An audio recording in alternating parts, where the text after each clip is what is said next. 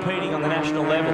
Car looks great. One of the good things about charging through from the back is as you catch someone and pass them, you get a slipstream down the straight. You don't really have to worry too much about them dicing with you. You just pick them off one at a time, but obviously it gets harder as you get to the front. And speaking of the front, here are our 3 leaders, and there's nothing between them at the moment. Ashley Walsh will be going for that run down the inside of Blanchard. He'll leave it as late as he can, and he's done that, and I don't think... That's going close. Around the outside. Woo, that is a very, very brave move. Look at how sideways that car of Blanchard's is. It's the last lap, as if you couldn't tell. They're going at it here. Ashley Walsh now leading the way. James Moffat sideways through the southern loop. Ashley Walsh, 2 laps ago, looked like he was out of it. Now he's back leading the race, and he'll be running really wide into the hairpin. You'll see him stay way, way out to that one side, so no one can get down the inside of him. Look at him. And it'll pinch him a little bit on the way. Blanchard around the outside. A wonderful move.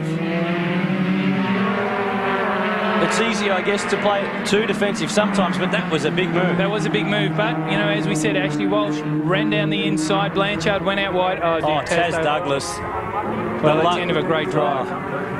Just cannot get any luck. There's more damage to his car. He is out, but we're on the final lap in season 2007. The champ, Tim Blanchard, trying to win the last round. He hadn't won a race since Winton. That was back at round 3, but he's done it in style this weekend. A couple of corners to go, and this is not done with. No, this is certainly not done with. Ashley Walsh not quite getting the run he wanted out of there, but Blanchard ran wide to the inside a little bit, so that'll allow Ashley Walsh to get right under his gearbox coming onto the straight. Just needs to creep onto that throttle here. The checkered flag is waiting at the start-finish line. Blanchard, he'll run to the inside. He'll be watching him trying to break that aero. Ashley's had to come out early. And he doesn't get there. Tim Blanchard is home by 0.02 of a second. He clinches the round. He takes a race win. He's the champion in 2007. A great way to win the championship. Amazing. You can't snap your fingers that quickly. I mean, it's just a great result for him.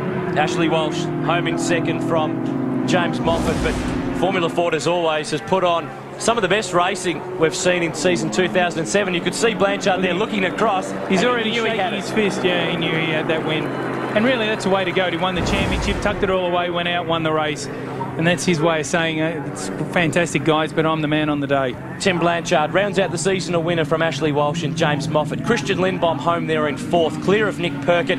James Bergmuller there in 6th. And the Irish debutant Lee Farrell in the Team BRM car rounded out the top 10 in the final race of Formula Ford at Phillip Island this weekend. That championship is all done and dusted. There's a big one up for grabs. The V8 Supercar Championship Series, the 3rd and final race, the decider, is coming up soon.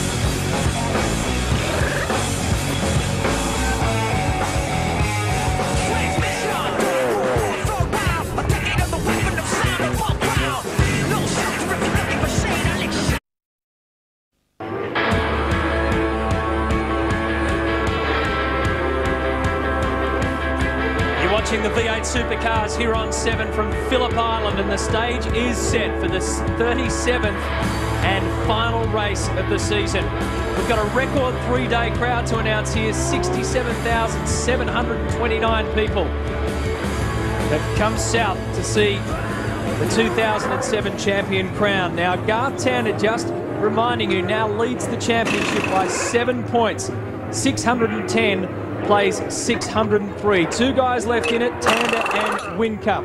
But if they finish equal at the end of the day on series points, it will then go down to rounds, overall round wins for 2007. At the moment, Jamie's won 4, Garth has won 3 rounds. If Garth wins this round, they're tied up. It goes to second placings. At the moment, Garth has 2 seconds, Jamie 1, so on down the list. There is still a chance, if they finish tied up, that Jamie Whincup could win the title. Well, Jamie Whincup, you've done all the calculations now, all the combinations and permutations. This is it, race time. You all set? Oh yeah, we're good to go. The car feels great, and it's all come down to 7 points, and the guy got a beat just right in front of me here, so it's going to be exciting. I'll do everything I possibly can to overtake him and try to win this championship. Jamie, just take us through the strategy. What are you thinking? Go as fast as I possibly can. There's no real rocket science or massive strategy. We're just going to try to beat the car in front of us. If we do that, we'll be happy, and hopefully we get 7 points back. All right, mate, all the best. Thank you, cheers. Garth Tander, it has come down to this. How are you feeling?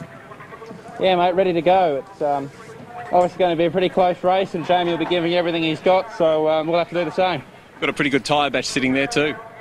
Yeah, we've got a couple of tyres that have only just done qualifying, so we saved them for this one, so hopefully we've got enough up our sleeve. Now, you've got your boss, of course, which the team boss is Rob Crawford. He's only recently given up smoking. I'll tell you what, you've put him under some pressure.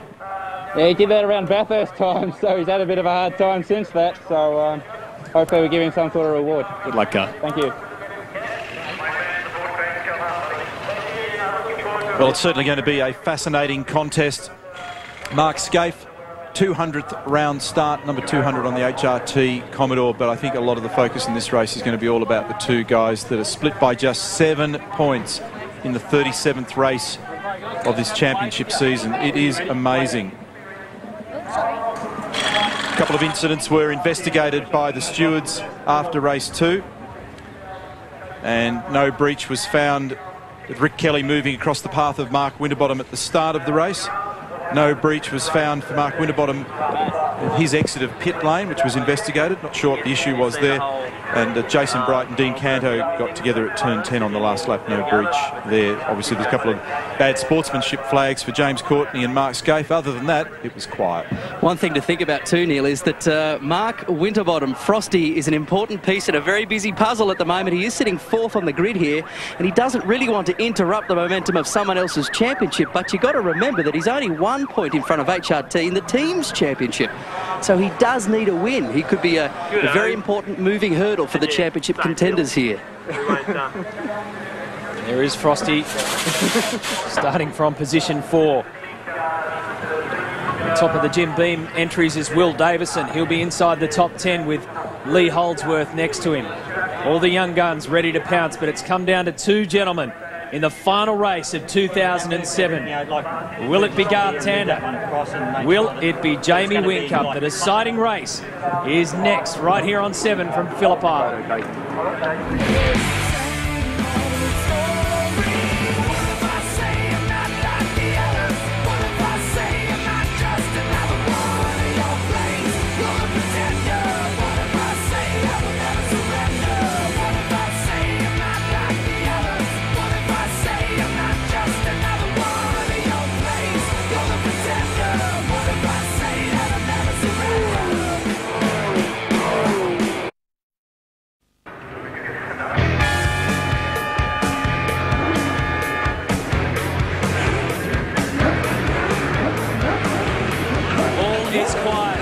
In readiness for the final race, race 3 of the Dunlop Grand Finale. We know one thing: for the 3rd straight year in the V8 Supercars, we'll have a first-time champion. Russell Ingall won his first in 2005. Rick Kelly won his first here last year. And now either Jamie Whincup or Garth Tander will become the title holder for the first time. They head out on the warm-up lap. All 31 cars starting on the grid. Of course, John Bowe about to grid up for his final race of his supercar career, touring car career. Here is the Fuso start grid. For race 3. Tander and Todd Kelly at the start on the front row of the grid.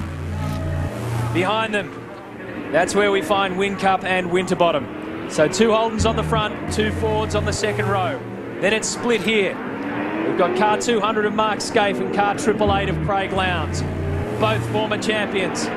James Courtney starting from 7th. Rick Kelly for the final time, number 1 on his door.